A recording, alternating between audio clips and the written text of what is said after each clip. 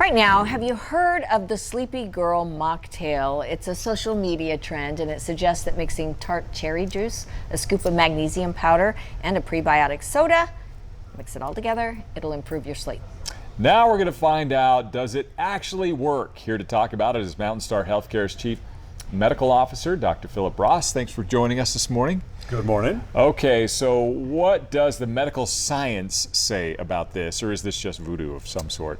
It does speak to that little.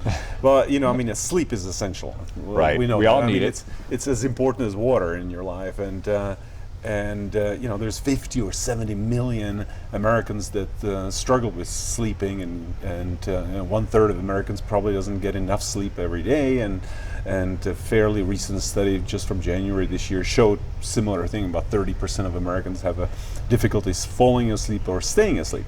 So if Sleepy Girl Mocktail is the solution to it, we're golden. I don't know if I would go that far. I mean, the ingredients are overall safe, so I think it's fairly reasonable to say that it's a safe and no harm done. Does it work? Well, you know, the cherry the cherry juice has a little melatonin in it, which is naturally occurring substance. We talked about that before, that controls your day awake and sleep cycle. Magnesium's been built as a sleeping aid. The data on it is quite soft. The randomized clinical trials are not very supportive of it. Some observational studies do support it, so I think there's much more data needed to be fair and objective about it. So the bottom line is that if you drink it and it's helping you, it's probably working Drink for you more. through placebo effect more than anything else. So what is the placebo effect? We're just our mind believes it. It's a mind playing tricks on us to some degree, but it's actually truly amazing phenomenon. It's where inert substance, that means sugar pill, water, taken or given to a subject, and the subject believes that they're going to experience positive effect. They do experience positive effect, and it's not that infrequent. Almost up to 30% of people will experience some positive things from really nothing, from a sugar pill.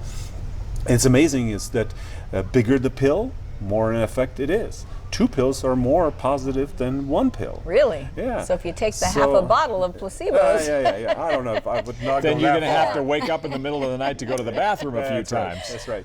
But I mean, it is a common thing in all clinical trials where we're trying to prove that the new medications are working or not, is that we have a limb or arm with a placebo and an arm with an active medications. And often we see that both arms see an improvement in symptoms of whatever you're looking for, where you're looking for the difference between the active and the placebo one. That is truly the positive impact of medications.